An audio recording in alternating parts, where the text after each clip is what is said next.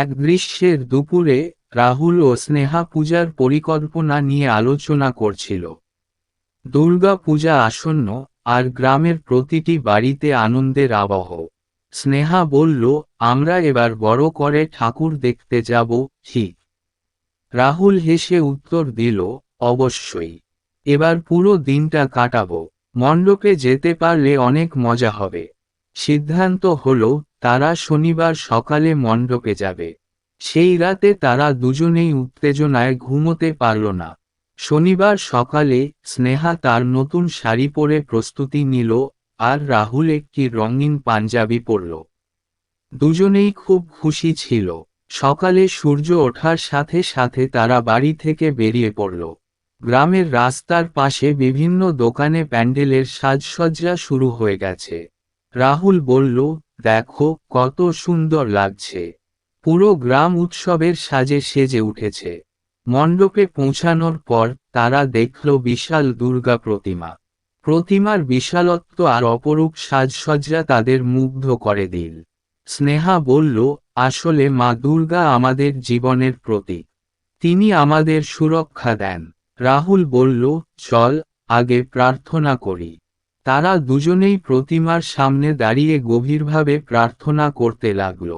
তাদের মনে আশীর্বাদের প্রার্থনা ছিল, যেন মা দুর্গা তাদের জীবনে সুখ, শান্তি এবং সাফল্য দান করেন।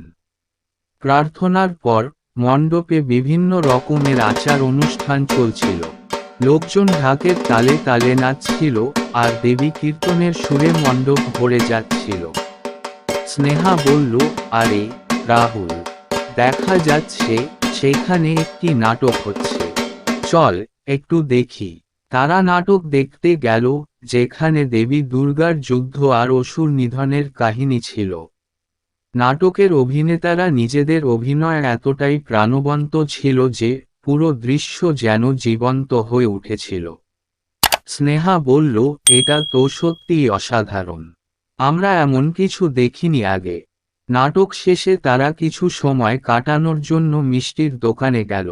সেখানে নানা রকম মিষ্টি সাজানো ছিল, রসগোল্লা, জর্দা, সন্দেশ। রাহুল বলল, চল আমরা একসাথে কিছু মিষ্টি খাই। দোকানীদের সঙ্গে হাসি ঠাট্টা করতে করতে তারা বিভিন্ন মিষ্টি চেখে দেখতে লাগল।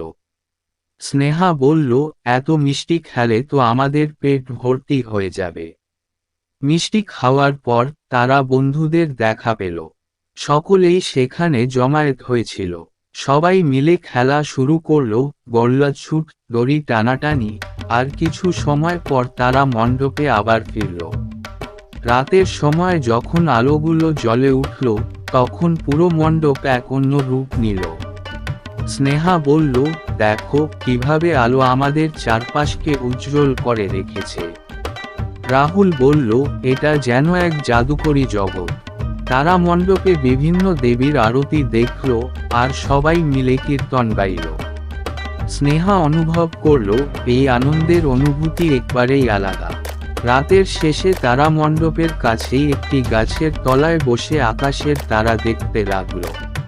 রাহুল বলল, সত্যি এই দিনটা আমার জীবনের স্মরণীয় হয়ে থাকবে। স্নেহা হাসল এবং বলল, হ্যাঁ, আমাদের বন্ধুত্বের জন্য এটি একটি বিশেষ দিন। শেষে তারা বাড়ির দিকে ফিরে আসতে লাগলো, কিন্তু মনে মনে প্রতিজ্ঞা করল, আগামী বছরও তারা একসাথে পূজার আনন্দ উপভোগ করবে। তাদের সম্পর্কের এই মুহূর্তগুলো চিরকাল তাদের মনে থাকবে।